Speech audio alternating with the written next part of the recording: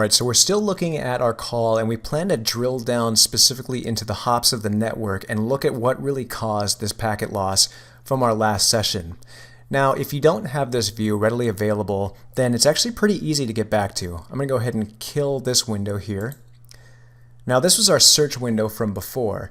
In order to get back to the view that we were just at, all you have to do is highlight the session itself that you're investigating on and hit the magnifying glass, the one most to the left. Now you can tell which one it is too, because as you hover over it, you get this nice little message here that says Show QSR. So I'm going to go ahead and click on that. And then just for ease of viewing, I'm going to drag it over here.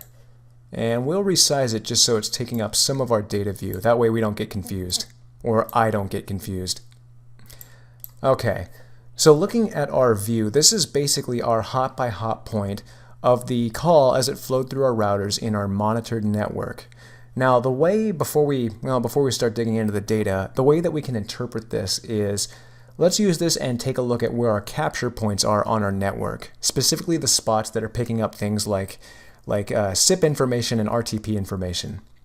Now you see we have these routers here, and they're listed by name, but then we also have these little letters like A, and then we have a nice little exclamation mark, which we'll come back to in a little bit here. We have A, B, C, and D. Now the thing to notice though with this is that A and D are along the same network path, although one is going forward and one is going backward. And then the same with B and C. Now B is going this way and C is going that way. But irregardless of that direction, they're both on the same, basically the same in-between point between these two router sets here, the London and Dallas one, and then our other Dallas router and our New York router. So you might be looking at this and wondering, well, what is the significance there? Really, the significance, though, with those lettering is that that's basically our demarcation or our points in our network where the capture points, the span or the tap devices that are deployed for UCD, are living at. So really, UC Diagnostics is looking at this link and it's listening for SIP and RTP information here, but then it's also using something like span and tap to listen the same again on this point here. So basically anything with a number or a letter, more a letter, is actually our capture point for our network hop. Now you might be looking at this though and saying, okay, A and D on that link, here's our capture point, got it.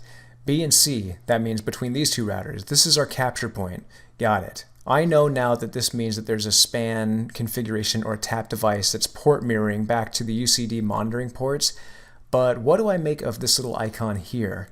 Well, this icon is actually where UCD pinpoints the event as having occurred on our network.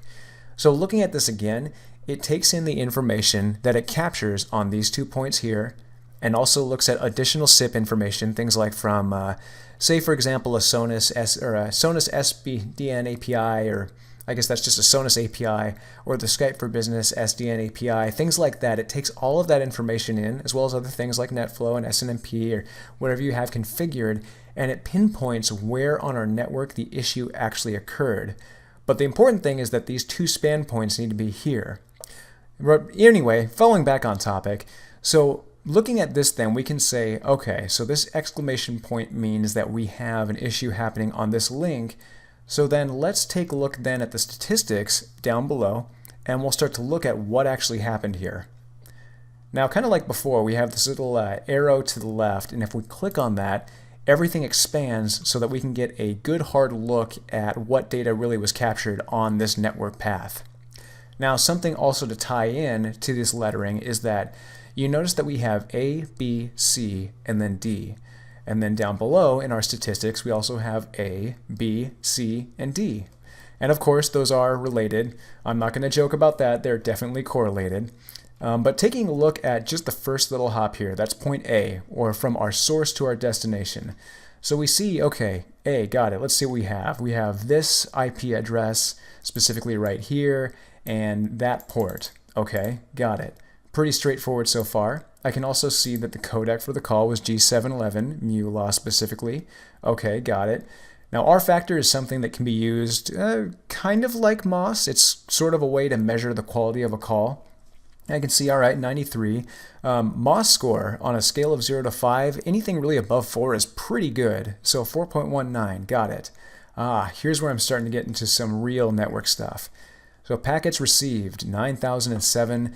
Average bandwidth in bits per second is 64,000 roughly. So, okay, 64 kilobits per second. It's about what I'd expect for that codec. But now here's where I care, and this is also where the alert actually came from. Now on this point here for A, I can see, okay, buffer discards, or basically packets dropped because the buffer couldn't take it on, 0%. Average jitter, pretty low. Same here with these metrics. DSCP was 0, but I'm not going to look at that for right now. But packet loss, the thing that I'm investigating specifically on this call, point A, 0.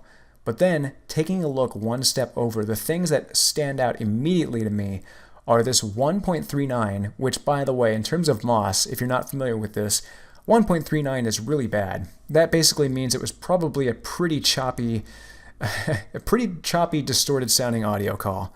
But then take a look down at the network packet loss percentage here. 45.54% packet loss. That's pretty bad. So I can definitely determine that on that point B, or on the way from A to B, this is about where that packet loss occurred. So now we know what point in the network that issue actually took place, specifically packet loss happening on Ethernet port 3-1 of this router.